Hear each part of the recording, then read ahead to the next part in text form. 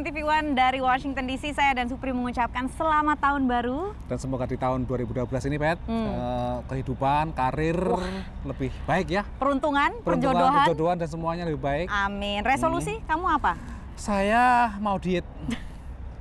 Kenapa kebanyakan makan ya pas kemarin akhir tahun? Kalau resolusiku adalah membayar utang.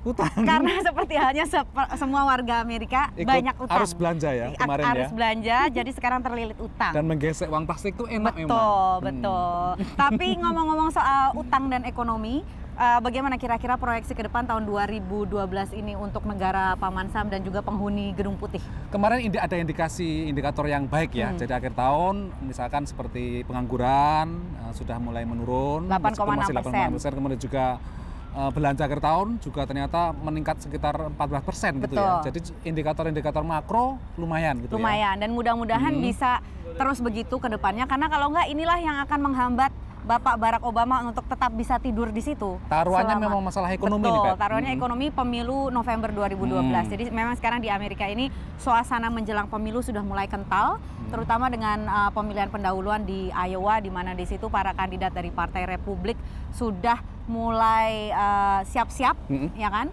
Minggu ini ya. Betul, minggu untuk ini. Memulai pemilihan pendahuluan. Dan sekarang jagonya siapa nih, Pri? Sepertinya unggulannya sekarang ada, kalau di Iowa itu unggulannya dua ya. Mitt Romney, mantan gubernur Massachusetts, kemudian yang satunya ada Ron Paul, seorang tokoh libertarian ya. Libertarian ini maksudnya adalah orang yang tidak suka peran pemerintahan yang terlalu besar. Anti pemerintah lah. Anti pemerintah. Jadi maunya pemerintahan itu tidak banyak ikut campur dalam hal politik luar negeri, juga tidak mau terlalu aktif. Pajak juga anti pajak mereka. Anti pajak dan sebagainya. Jadi ini memang tokoh yang agak nyeleneh ya. Dan kalau misalnya Mitt Romney ini dianggap sebagai kandidat unggulan karena dia emang dianggap didukung oleh para establishment Partai Republik ya. Dia juga dipikir karena nanti akan bisa mengalahkan Barack Obama di antara calon yang lain. Jadi faktor elektabilitasnya lebih tinggi dibanding misalkan yang lain seperti Newt Gingrich maupun Ron Paul gitu ya, kan. Betul.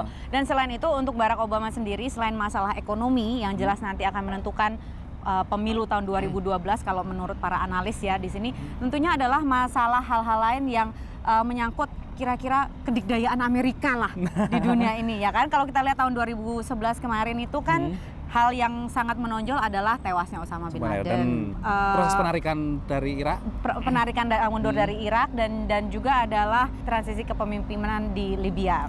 Tapi sebenarnya nanti kalau saya melihat nanti akan peran militer Amerika di panggung internasional akan menyurut ya. Betul. Akan tinggal menyisakan di Afghanistan dan saya tidak tahu apakah nanti faktor Afghanistan akan berpengaruh terhadap pemilu 2012 ini ya.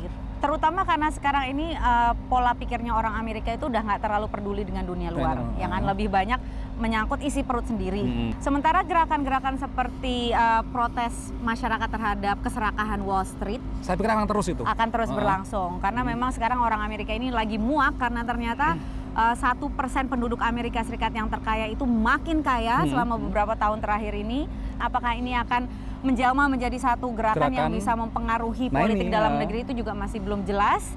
Tapi yang jelas selama tahun 2012 ini saya dan Supri akan terus memantau dan melaporkan berbagai kegiatan, berbagai fenomena yang ada di Amerika Serikat khusus untuk Anda.